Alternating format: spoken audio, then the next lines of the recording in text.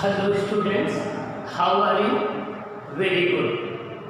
Students, अभी तक हमने रे ऑप्टिक्स में रिफ्रैक्शन थ्रू प्रिज्म की स्टडी किया, रिफ्रैक्शन थ्रू स्फेरिकल सरफेस की स्टडी किया, रिफ्रैक्शन थ्रू लेंस की स्टडी किया।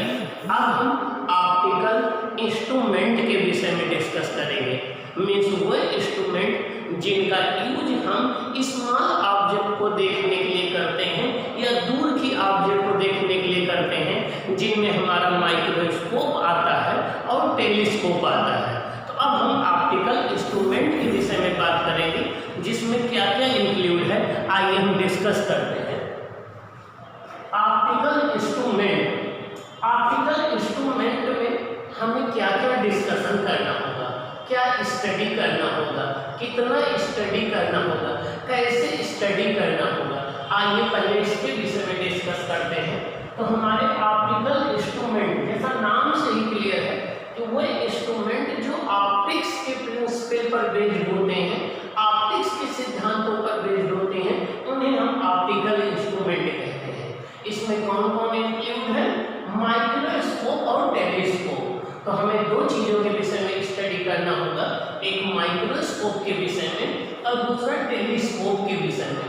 एक माइक्रोस्कोप के विषय में, एक टेलीस्कोप के विषय में। माइक्रोस्कोप नाम से ही क्लियर है, माइक्रो मतलब very small, scope means to see देखना, मीन्स वेरी स्मॉल ऑब्जेक्ट को देखने के लिए, मैग्नीफाइड करके देखने के लिए हम जिसका यूज करते हैं वो माइक्रोस्कोप कहलाता है। माइक्रोस्कोप में हमें टू टाइप के माइक्रोस्कोप का डिस्कशन करना होगा, एक सिंपल माइक्रोस्कोप का डिस्कशन होगा, एक कंपाउंड माइक्रोस्कोप का डिस्कशन होगा। इन माइक्रोस्कोप में हमें कौन कौन से टॉपिक स्टडी करने हैं अपने एग्जाम के लिए?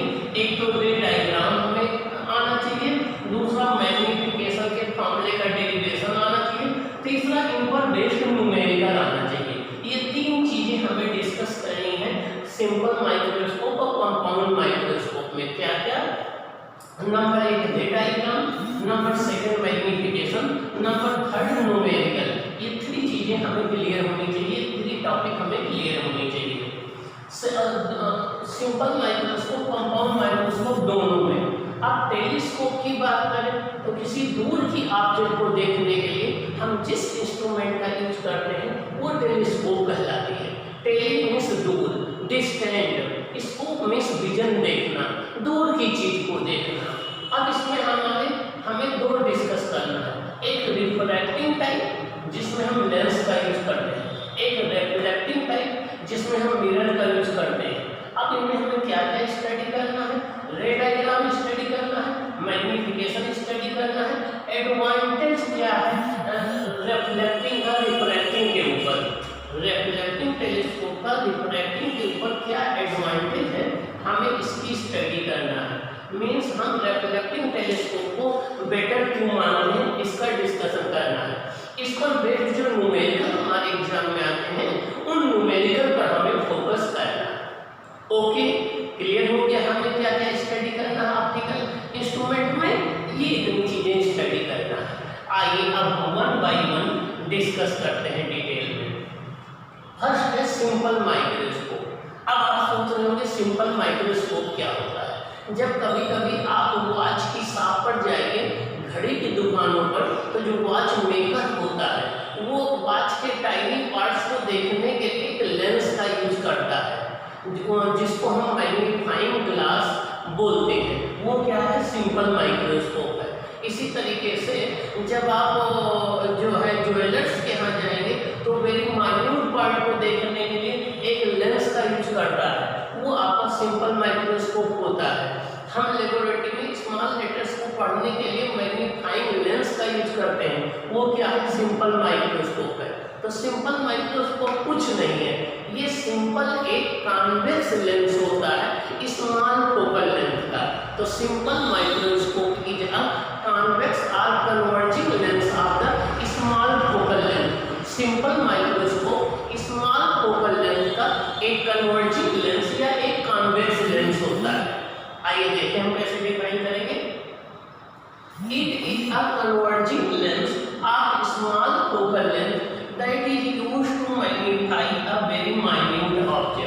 मीन्स सिंपल माइक्रोस्कोप एक स्मॉल फोकल लेंथ का एक कन्वर्जिंग लेंस होता है। क्या होता है? कन्वर्जिंग लेंस होता है, जिसका यूज हम क्या करते हैं? वेरी स्मॉल या वेरी माइन्यूट ऑब्जेक्ट को मैग्नीफाई करने के लिए करते हैं, जिनका यूज हम वेरी स्मॉल ऑब्जेक्ट को मैग्नीफाई करने के लिए करते हैं। तो simple microscope is a converging lens that is use of small focal length that is used to magnify very minute object। Simple microscope small focal length का एक कन्वर्जिंग लेंस होता है, जिसका यूज हम वेरी माइन्यूट ऑब्जेक्ट को बड़ा करने के लिए, मैग्नीफाई करने के लिए करते हैं। अब आप सोच रहे होंगे सर यहाँ स्मॉल फोकल लेंथ क्यों यूज किया गया है?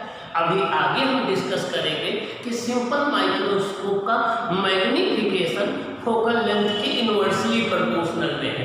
तो फोकल लेंथ स्मॉल होगी तो मैग्नीफिकेशन लार्ज होगा।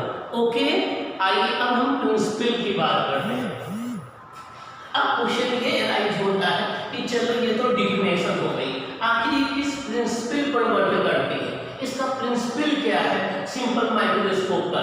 इसका प्रिंसिपल ये है कि कॉन्वेक्स लेंस में जब भी कोई ऑब्जेक्ट ऑप्टिकल सेंटर और फोकस के बीच में रखी जाती है तो उसका erect virtual magnified image same side में बनता है। जब भी कोई ऑब्जेक्ट कॉन्वेक्स लेंस में उसके ऑप्टिकल सेंटर और फोकस के बीच में रखी जाती है, उसका वर्चुअल इरेक्ट और मैग्नीफाइड इमेज सेम साइड में बनता है जिधर ऑब्जेक्ट रखी होती है। इस कॉन्सेप्ट का यूज हम मैग्नीफाइंग ग्लास में या सिंपल माइक्रोस्कोप में करते हैं। बताइए स्टूडेंट, क्या बताया हमने कॉन्सेप्ट? हमने ये बताया कि जब भी कोई ऑब्जेक्ट किसी कॉन्वेक्स लेंस के ऑप्टिकल सेंटर और फोकस के बीच में रखी जाती है तो उसका virtual erect magnified image same side में बनता है। ओके, इसी कॉन्सेप्ट का यूज हम जो है वो सिंपल माइक्रोस्कोप में करते हैं। अब आइए हम इसके रे डायग्राम की बात करते हैं। जितने माइक्रोस्कोप क्या करता है? एंगुलर मैग्नीफिकेशन करता है। अब आप सोच रहे होंगे एंगुलर मैग्नीफिकेशन क्या होता है? एक लीनियर मैग्नीफिकेशन होता है, एक एंगुलर मैग्नीफिकेशन होता है। लीनियर मैग्नीफिकेशन का मतलब होता है ratio of the size of image upon size of object. इसको हम लीनियर मैग्नीफिकेशन कहते हैं। जबकि इमेज के द्वारा आई पर बना एंगल अपॉन ऑब्जेक्ट के द्वारा आई पर बने एंगल को हम जो है एंगुलर मैग्नीफिकेशन कहते हैं। तो माइक्रोस्कोप है, टेलीस्कोप है, ये एंगुलर मैग्नीफिकेशन को इंक्रीज कर देते हैं, जिससे हमारे रेटिना पर एक लार्जर एंगल बनता है, वो ऑब्जेक्ट हमें बड़ी दिखाई पड़ती है। तो कंपाउंड माइक्रोस्कोप और टेलीस्कोप का काम ये है कि एंगुलर मैग्नीफिकेशन प्रोड्यूस करना, जिससे वो ऑब्जेक्ट हमें बड़ी दिखने लगे। आइए देखते हैं। तो रे डायग्राम हम डिस्कस करेंगे। रे डायग्राम में आप रे बनाना नहीं भूलेंगे। आइए फर्स्ट डायग्राम देखते हैं। ये हमारी आई है बिना लेंस का यूज किए, और ये डी डिस्टेंस पर एक ऑब्जेक्ट रखी हुई है। ऑब्जेक्ट की हाइट h0 है और इसके द्वारा हमारे आई पर बना हुआ एंगल अल्फा है। मीन्स ई हमारी आई है, इससे least distance of distinct vision, least distance of distinct vision जिसको हम कैपिटल डी से डिनोट करते हैं, जिसकी वैल्यू 25 सेंटीमीटर होती है, पर एक ऑब्जेक्ट ए बी रखी गई है। ये हमारी आई हो गई। यहाँ से least distance of distinct vision पर एक ऑब्जेक्ट ए बी रखी गई है। इसके द्वारा आई पर सब्टेंडेड एंगल क्या है? अल्फा है। क्या है? अल्फा है। तो यहाँ से tan अल्फा इक्वल टू हो जाएगा ए बी अपॉन ये ए ई। ये फर्स्ट डायग्राम हो गया। आइए हम सेकंड डायग्राम डिस्कस करते हैं। ये कोई कॉन्वेक्स लेंस है, सिंपल माइक्रोस्कोप है, जिसमें ये कॉन्वेक्स लेंस या कन्वर्जिंग लेंस लगा हुआ है, और ये इसका ऑप्टिकल सेंटर है, ये इसका फोकस है। एक ऑब्जेक्ट ऑप्टिकल सेंटर फोकस के बीच में ए बी रखी हुई है। अब ये एक ऑप्टिकल सेंटर से ऑब्जेक्ट की जो डिस्टेंस है उसको हमने क्यू से डिनोट किया है। किससे डिनोट किया है? क्यू से डिनोट किया है। एक लाइट रे प्रिंसिपल एक्सिस के पैरेलल चलती है, लेंस से डिफ्रैक्शन के बाद ये सेकंड फोकस से पास होती है, ये फर्स्ट फोकस से पास होती है, और इसको हम अगर बैक साइड में प्रोड्यूस करें तो हमें बी डैश से आती हुई फील होती है। दूसरी लाइट रे सीधे ऑप्टिकल सेंटर पर इंसिडेंट होती है। जब भी कोई लाइट रे किसी लेंस के ऑप्टिकल सेंटर पर इंसिडेंट होती है तो वो सीधे रिफ्लेक्ट हो जाती है, उसमें कोई बेंडिंग नहीं होती है, ये सीधे निकल गई। इसको बैक साइड पर प्रोड्यूस करें तो हमें बी डैश से फील होती है। ये दोनों लाइट रे यहाँ बी डैश से आती फील होगी, और इस ऑब्जेक्ट का image A dash B dash बनेगा, जो कि सेम साइड में होगा जिधर ऑब्जेक्ट है। ये least distance of distinct vision पर बन रहा है, जिसको कैपिटल डी या 25 सेंटीमीटर कहते हैं। अब इमेज आपका देखिए ए बी ओ में ये एंगल बीटा है, फाइनल इमेज के द्वारा आई पर बना हुआ एंगल बीटा है, ऑब्जेक्ट के द्वारा आई पर बना हुआ एंगल अल्फा है, ऑब्जेक्ट के द्वारा आई पर बना हुआ एंगल अल्फा है, फाइनल इमेज के द्वारा आई पर बना हुआ एंगल बीटा है। हमें दो एंगल कंसीडर करने, एक बीटा एक अल्फा। बीटा जो हम final image A dash B dash के द्वारा और आई पर बना हुआ एंगल है, अल्फा ऑब्जेक्ट के द्वारा आई पर बना हुआ एंगल है। हमें इन दोनों एंगल को कंसीडर करना है। ओके, हमने क्या किया, जितनी ए बी लेंथ थी ऑब्जेक्ट की हाइट के बराबर, यहाँ से यम ए डैश हमने कट कर लिया, ऑब्जेक्ट की हाइट के बराबर यम ए डैश हमने कट कर लिया। यम को हमने ओ से ज्वाइन कर दिया, एक ट्रायंगल बन जाएगा ए डैश यम ओ, एक ट्रायंगल बन जाएगा ए बी ओ, ए बी ओ एक ट्रायंगल हमारा हो जाएगा, और यम ए डैश ओ दूसरा ट्रायंगल हो जाएगा। ये एंगल अल्फा होगा, ये एंगल बीटा होगा। जितनी ऑब्जेक्ट की हाइट होगी वही यम ए डैश होगी। ओके, अब आइए हम मैग्नीफाइंग पावर की बात करते हैं कि मैग्नीफाइंग पावर क्या होती है। तो मैग्नीफाइंग पावर और एंगुलर मैग्निफिकेशन, चाहे आप मैग्नीफाइंग पावर कहिए या एंगुलर मैग्निफिकेशन कहिए, दोनों सेम बातें हैं। तो एंगुलर मैग्निफिकेशन होता क्या है, सबसे पहले हम इसको डिफाइन कर लें। देखिए, the ratio of the angle subtended at the eye by the final image to the angle subtended by the object at the eye when both object and image are situated at the least distance of distinct vision is called angular magnification। मतलब क्या हुआ, देखिए object कहाँ पर रखी गई है, least distance of distinct vision पर, एंगल कितना आई पर बन रहा है अल्फा, इमेज कहाँ पर बनी हुई है, least distance of distinct vision पर, ये आई पर एंगल कितना बना है बीटा। तो बीटा अपॉन अल्फा का जो रेशियो होगा, बीटा अपॉन अल्फा का जो रेशियो होगा, इसी रेशियो को हम लोग कहते हैं angular magnification. M equal to होता है beta upon alpha, M equal to क्या होता है beta upon alpha.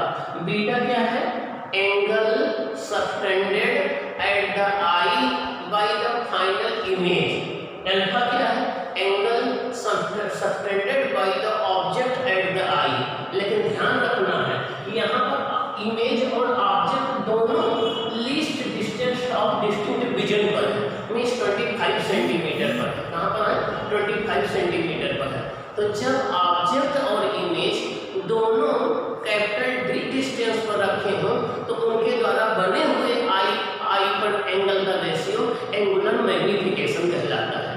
Means the ratio of the angle subtended by the final image at the eye to the angle subtended by the object at the eye is called angular magnification.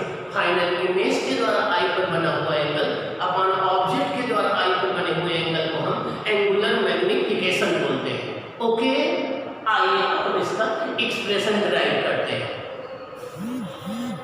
For small angle tan alpha equal to alpha tan beta equal to beta.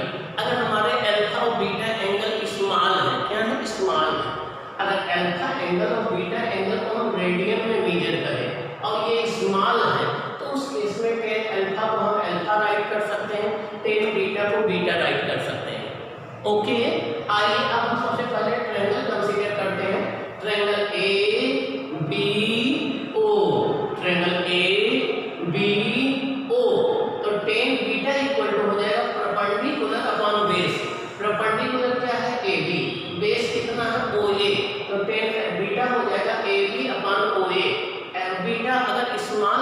Ten beta को हम beta right कर सकते हैं, तो beta equal to हो जाएगा ए B upon O ए, ए B upon O ए। अब आइए हम ट्रायंगल लेते हैं A dash M O, A dash M O या M A dash O, triangle M A dash O, tan alpha equal to हो जाएगा M A dash upon O A dash, तो tan alpha equal to हो जाएगा perpendicular अपान base, perpendicular कितना है यम A dash, base कितना है ओ ए डैश, तो हो जाएगा M A dash upon O A dash. लेकिन हमें पता क्या है कि हमने ट्रांसलेशन से क्या किया था, जितनी ऑब्जेक्ट की लेंथ ए बी है उतना ही हमने यम ए डैश को कट किया था, तो हम यम ए डैश के प्लेस पर हम ए बी राइट कर सकते हैं, तो हमारा हो जाएगा tan alpha equal to A B upon O A dash. लेकिन हमें पता है ऑलरेडी कि एंगुलर मैग्नीफिकेशन होता है बीटा अपान अल्फा, तो दोनों इक्वेशन को, इक्वेशन फर्स्ट को इक्वेशन सेकंड से हम डिवाइड कर दें, इक्वेशन फर्स्ट को हम सेकंड से डिवाइड कर दें, equation first upon equation second हम डिवाइड कर दें।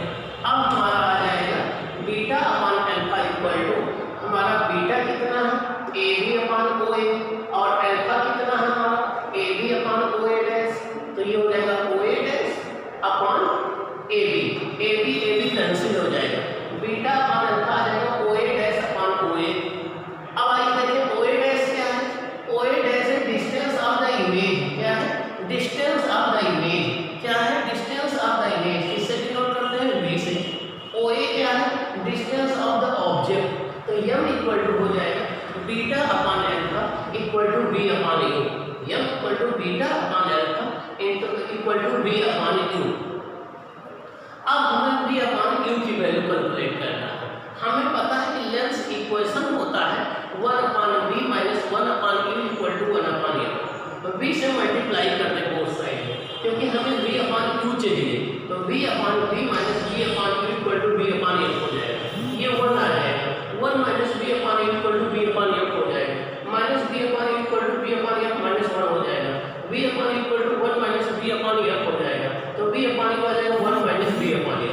अब इस बी अपान यू की वैल्यू हम यहाँ पर पुट कर दें, तो मैग्नीफिकेशन आ जाएगा m equal to B upon you equal to 1 minus B upon u आ जाएगा, 1 माइनस बी अपान यू आ जाएगा। अब हम देखें फाइनल इमेज कहाँ बन रहा है, फाइनल इमेज बन रहा है least distance of distinct vision, least distance of distinct vision.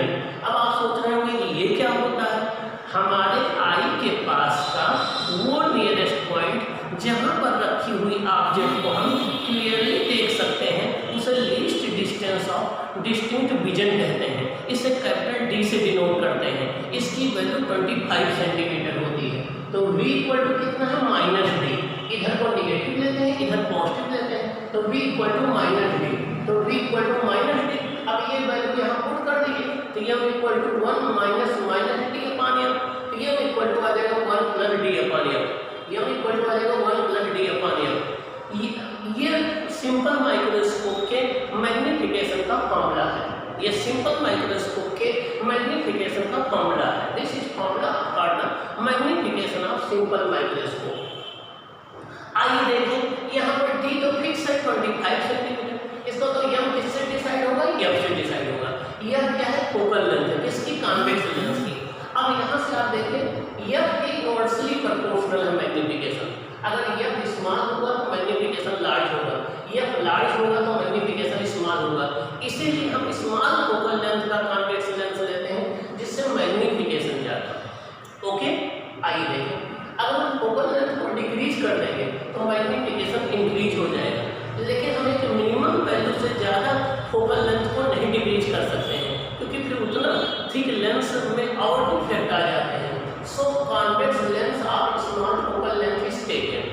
अगर फाइनल इमेज इंफिनिटी पर बन रहा हो, अब यहाँ फाइनल इमेज कहाँ बन रहा है, डी पर, अगर डी पर तो इंफिनिटी में बने तो क्या होगा, तो फाइनल इमेज हमारा इंफिनिटी में बनेगा, तो मैग्नीफिकेशन क्या आ जाएगा, यहाँ से 1 हट जाएगा, यह आ जाएगा डी अपान एम, क्या आ जाएगा डी अपान एम, ये लेस देन क्या होगा, एम डी होगा, क्या होगा लेस देन एम डी होगा।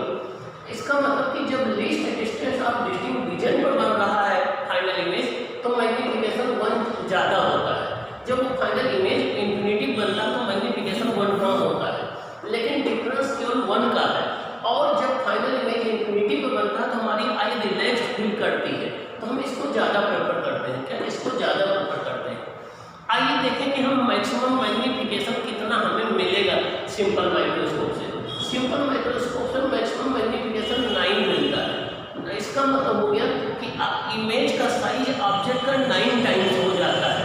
आइए देखें, यम इक्वल टू है 1 प्लस डी अपॉन एफ, यम की वैल्यू 9 है, 1 प्लस डी अपॉन एफ, यहाँ से D upon F equal to 8 आ जाएगा, 8 एफ इक्वल टू डी आ जाएगा, F equal to D upon 8 आ जाएगा, 3.12 सेंटीमीटर। इसका मतलब ये हो गया कि हम मिनिमम जो भी कॉन्वेक्स लेंस हम लेंगे वो मिनिमम 3 सेंटीमीटर से कम फोकल लेंथ का नहीं ले सकते। हम जो भी सिंपल माइक्रोस्कोप में कॉन्वेक्स लेंस का सिलेक्शन करेंगे उसकी मिनिमम फोकल लेंथ 3 सेंटीमीटर से ज़्यादा नहीं हो सकती है, 3 सेंटीमीटर से ज़्यादा नहीं हो सकती है।